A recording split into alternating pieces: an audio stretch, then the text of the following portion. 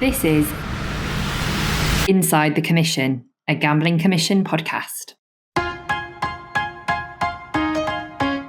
Welcome to Inside the Commission, a podcast all about gambling in Great Britain. Here we'll cover all the latest topics and trends from across the gambling sector and discuss the big issues that matter to you. From consumer queries to industry insights, we'll bring you the facts from the front line of regulation and share the stats and stories from those in the know. For all the latest discussions and updates, you can subscribe to our Gambling Commission YouTube channel, or you can find us on your preferred platform, wherever you listen to your podcasts.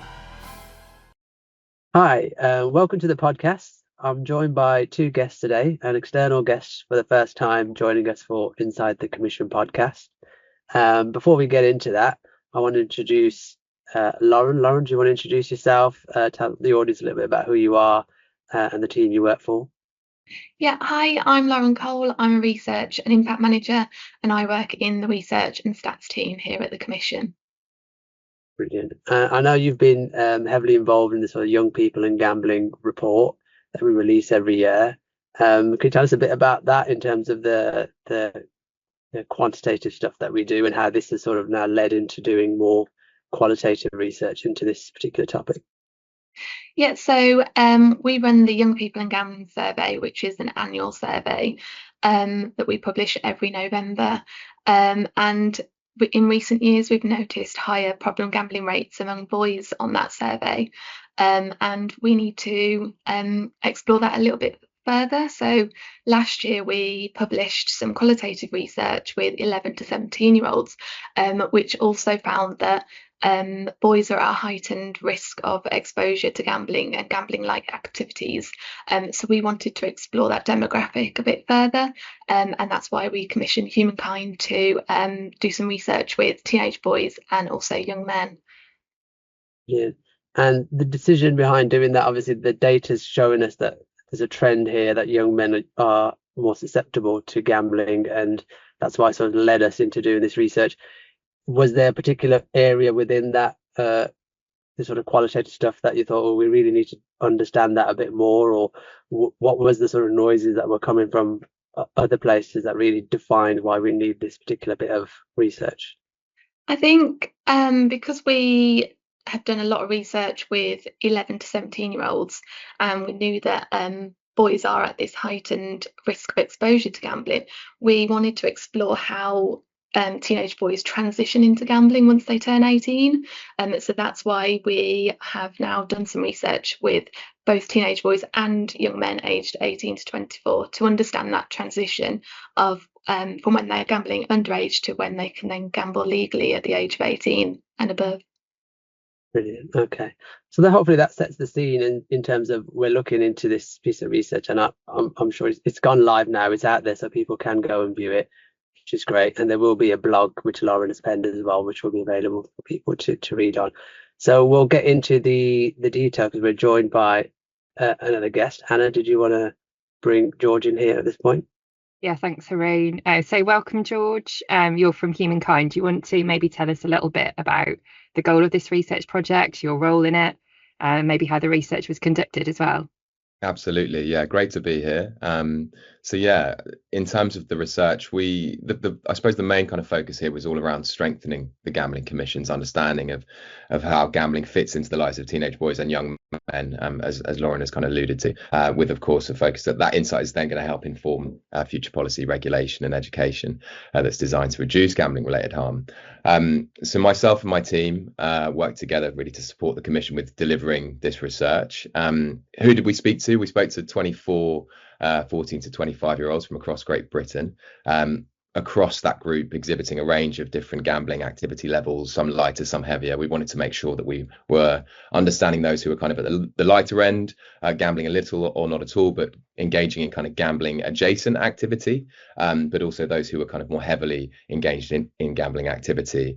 And to just go into a little bit of detail around how we involved participants in the research, because there were several stages and we were kind of very intentional in the approach that we decided to take. We started off with some introductory calls, really to build some rapport with participants, explaining the research objectives in really kind of simple, accessible language, and just making sure that they felt readily involved in the full research process and giving them a space to ask questions, gain clarifications before proceeding to the next stage, which was a series of really interesting private online diary tasks completed at their leisure, an opportunity really for participants to gather reflections via a really easy to use digital application where we got a sense of what they were seeing, what they were doing, what they were thinking in relation to gambling in their daily lives, including things like the social media content they were being exposed to, how gaming plays a role in the kinds of the hobbies, activities that they were interacting with, and how that might then link to gambling activity.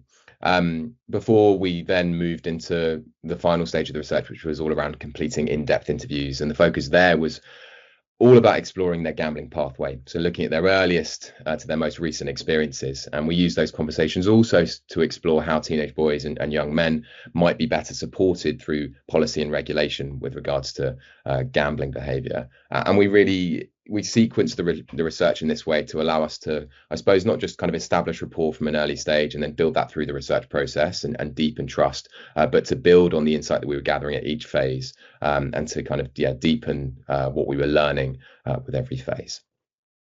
Can I just ask a question for Hannah asked about the findings? Did you, considering what Lauren's just said about, this was an area that we wanted to sort of delve into, when you heard about it, what were your first initial thoughts? Did you think, oh yeah, that's really something we want to delve into? What sort of excited you about this particular bit of research with this particular demographic?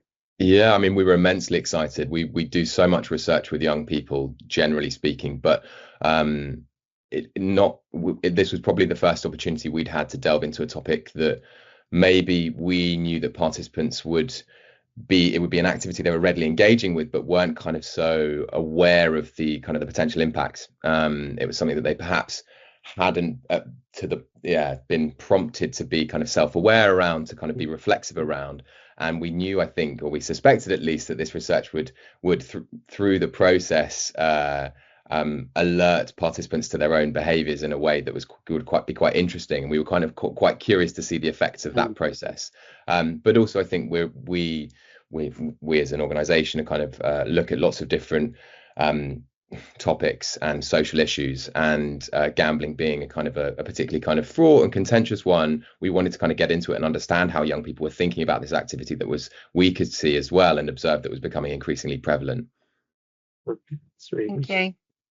So, do you want to tell us a little bit about what some of the findings were? Some of the particular standout themes.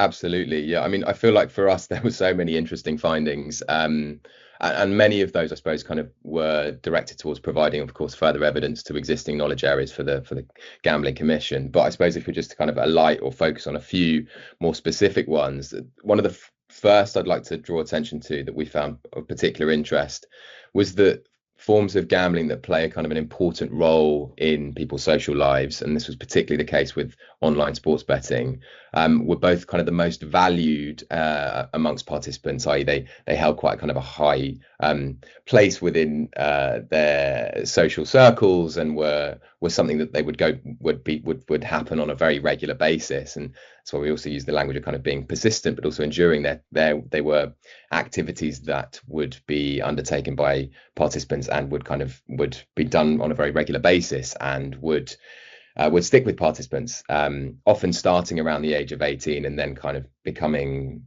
something that happens more regularly, more frequently as they age and get older into kind of their early 20s. And across the, I suppose, kind of wider research that we have done as HumanKind, we often tend to find that activities that really drive social bonding are the ones that carry the largest appeal, unsurprisingly perhaps. And that was kind of certainly the case here.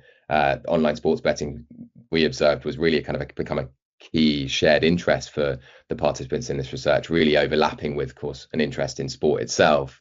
And it had this very strong effect of deepening relationships, namely with friends, but also with parents, with siblings. And I suppose in sum, what we could see is that, you know, betting together, discussing results, comparing wins and losses offered this real sense of kind of connection and belonging, and that's really the thing that was driving the behavior. And it was kind of the thing that extended beyond the gambling activity itself. It's almost like the gambling activity became secondary because the main motivation was forging this sense of connection. So that's one really interesting finding. And another, of course, is that the fact that what we might call kind of gambling literacy, which we know is an area of particular interest for the Gambling Commission, of course, with regards to the Gambling Commission's consumer comprehension roadmap, and understanding how consumers, how people who gamble understand things like odds, risk, probability. We observed that was quite low amongst our research participants. This was something of a kind of an incidental research finding. We didn't set out to explore this. We didn't set out to kind of to gather insights explicitly on this topic. And we would suggest and think it'd be really valuable to have further research on this topic. But what we did learn was that participants often described feeling quite confident that they understood how odds worked. But when we asked them to kind of explain them in more detail, they would often struggle. Some participants often, especially if they're over 18, they would often mention using in-app explanations or things like percentage conversions provided by gambling companies to really aid their understanding. But in reality, what we saw was that they were treating these as cues to guide their decision making, to help them make a call around whether or not to put a bet on or not, for example. But it wasn't really reflective of true learning and true understanding. You know, even if it made betting feel more transparent, it didn't necessarily lead to kind of a deeper understanding of how gambling risk, how probability, how odds work. So yeah, I think it's one of these areas that felt very interesting to us. And as we were talking the findings through with the Gambling Commission team, with Lauren and team, it became clear that was also of real interest to them. But we advised kind of doing much deeper research on this to really yield some deeper insight into how young boys and men are interpreting risk, probability, odds, and also to, I suppose, allow us to assess the potential effectiveness of possible interventions that might make some of these concepts like risk, probability, and odds that feel quite abstract much easier to understand. So is it fair to say that young boys or teenage boys were struggling to define what gambling is? They were sort of mixing social activity with gambling, and they're not really understanding that there's a fine line between what is a gambling activity and what is just, you know, spending time with friends and interacting with their peers. Was there a clear definition between the two activities, or it seems like it's just a mesh of both?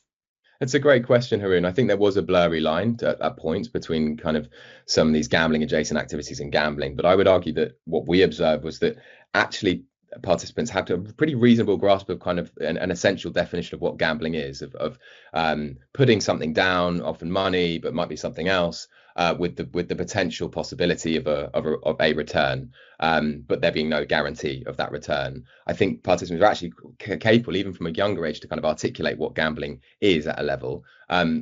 There's some kind of perhaps less certainty around what counts and what doesn't count, and some kind of intrigue around when we kind of introduced a list of these are the things that technically count. Say, oh, I didn't necessarily realize that was gambling. It wasn't. I think it was more in the specifics of how risk and probability and odds work, the kind of mathematics almost, and how the kind of that understanding was kind of maybe more what wasn't as sophisticated as we went into it thinking, well, with an open mind as to how participants would conceptualize, would understand those terms and how they'd be able to talk about them. But what we observed was that understanding was lacking, whereas their kind of conception of, you know, their definition of what gambling was quite clear. Yeah. The other side of that is as well that then as those young men become older men, if they have a fixed view on how that works, and they're confident in their belief about how odds work and what's going on in the background and what their chances are when they place a bet, those views remain quite rigid and then might cause problems further on down the line. So that's maybe something that, as part of other research we're looking at, that's a consideration as well, I suppose. I think following on from that, it would be good to talk more about sort of online gambling. So it's been singled out as being sort of very accessible to young people, for them to sort of begin gambling. Do you want to tell us a little bit more about the online space? Absolutely, Anna. Yeah, I think really fascinating, and one, of course, going into this research, we knew was of particular interest to the Gambling Commission, inevitably, given that it was a space that where lots of this activity was taking place, as well as kind of gambling adjacent activity. Of course, lots of gaming was taking place in this space. So I suppose looking at kind of what participants, in particular, what participants were sharing of their social media feeds in some really interesting exercises we were doing as part of the online digital diary task, where participants would share kind of recordings, live video recordings of their screen and narrate what they were seeing, as well as thinking about what we were hearing from participants about the general sense of what they were exposed to online. We kind of built a really strong sense that gambling content was really kind of constantly visible, with many participants saying that they even from under the age of 18 were being exposed to gambling related content. I mean, it's worth saying and clarifying importantly that under 18s rarely report seeing paid for gambling ads in our research. But they did still frequently encounter content that might be kind of user generated or created by influencers or creators, whatever term we would like to use, those kind of online personalities that were gambling related but weren't paid for content. And that's just in spite of kind of age restrictions around what should and shouldn't be shown. And many participants off the back of that were kind of questioning whether existing measures to limit exposure or kind of protect younger audiences were actually effective, which is kind of perhaps inevitable given what they were seeing.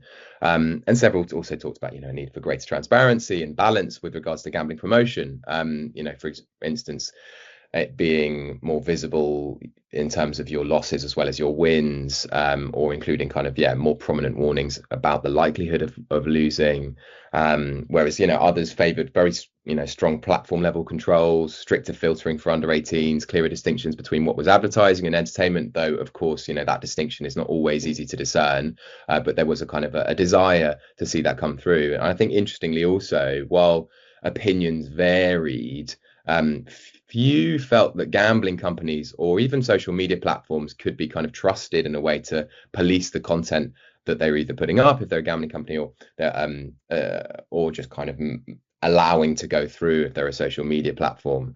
There was this sense they couldn't trust these organizations' platforms to monitor and manage the exposure of certain content to younger audiences. And older participants were kind of pretty kind of categorical, pretty determined and defined in their view that profit-driven companies are unlikely to kind of restrict harmful content voluntarily. It's slightly a pretty cynical view of things. So I think that meant that when it came to who they felt should bear responsibility for protection of these people of this audience, it should be technology platforms as well as legislators. It's like there's a sense that maybe there's a bit of distrust around social media platforms for actually whether or not they do this, but it feels like the burden should still lie with them as well as, of course, legislators. That felt like that's the big entity that should be managing this at an overarching level. Yeah, thank you. Haroon, over to you, I think.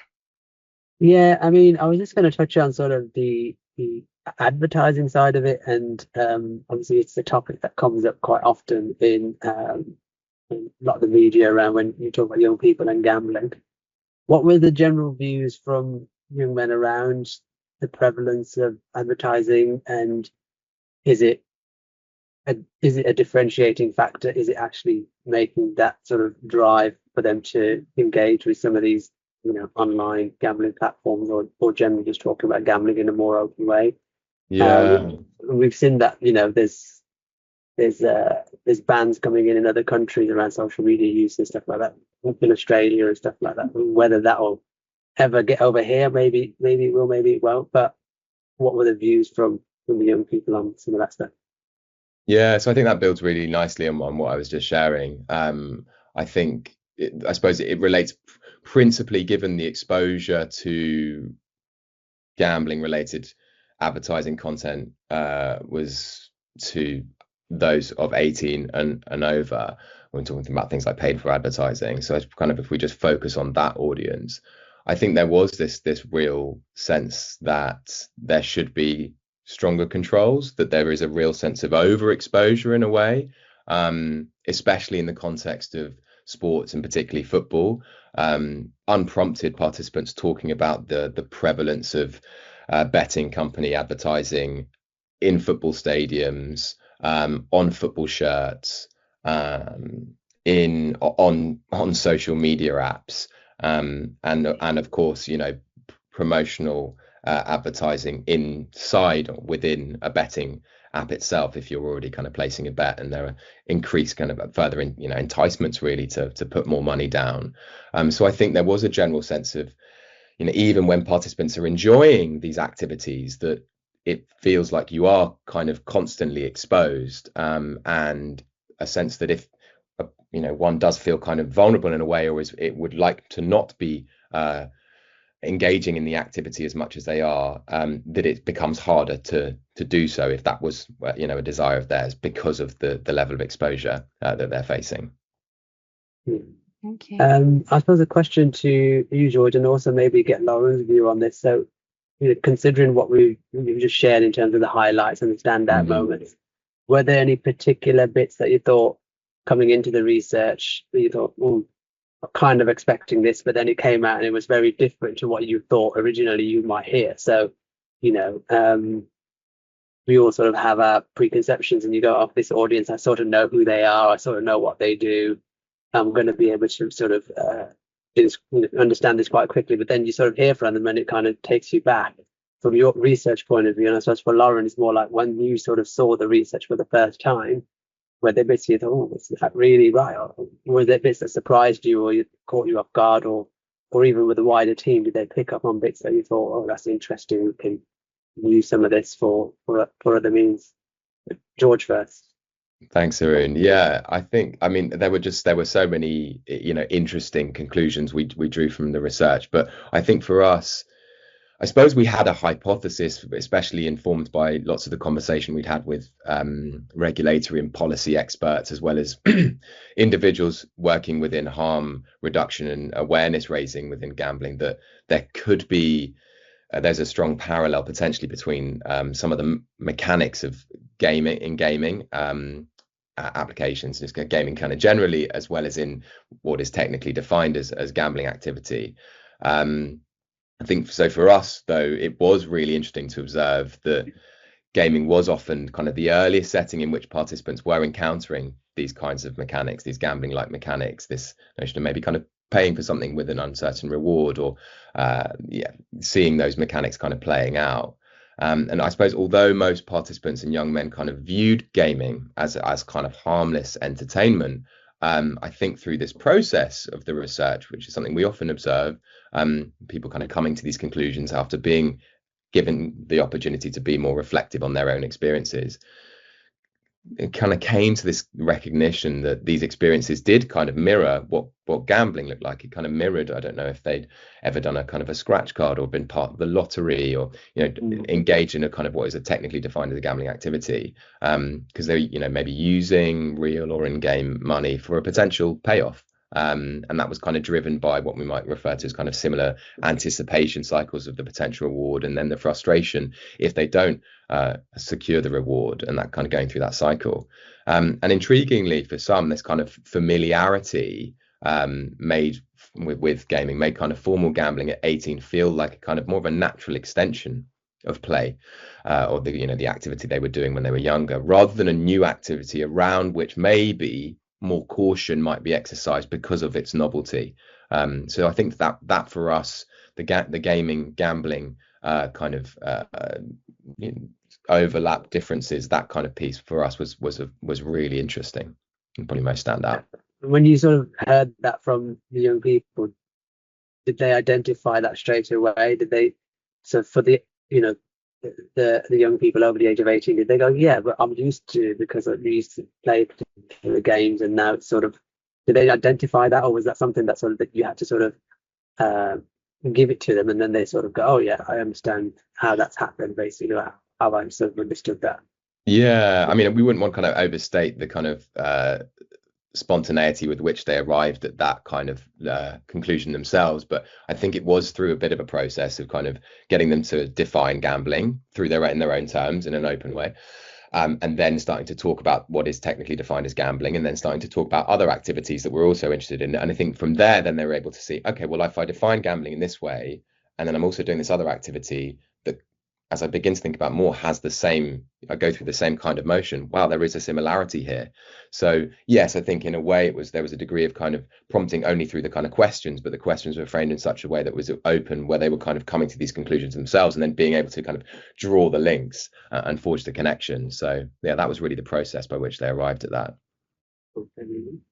And Lauren, from the GC point of view, with some of the findings and research, were there bits that you thought were quite novel or different that you weren't expecting, I suppose?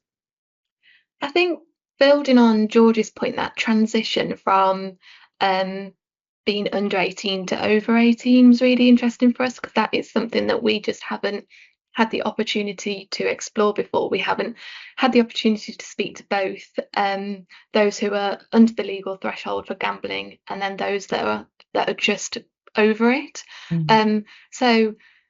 So yeah, some stats from our young people and gambling survey suggest that the main motivation for gambling as a teenager is that it's for fun. It's something that they do with their friends.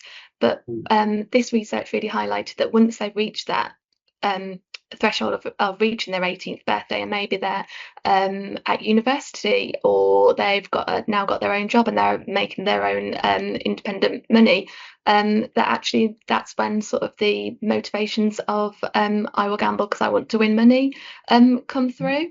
So that was really interesting to see how that transitions both from a teenager to being over 18. This is Inside the Commission, a Gambling Commission podcast. Thanks for listening to part 1 of this episode with HumanKind Research. In the next part, we'll hear more from George and Lauren about the findings and conclusions of the project and some of the Gambling Commission's plans for further research.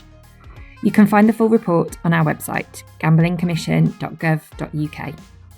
This is Inside the Commission, a Gambling Commission podcast.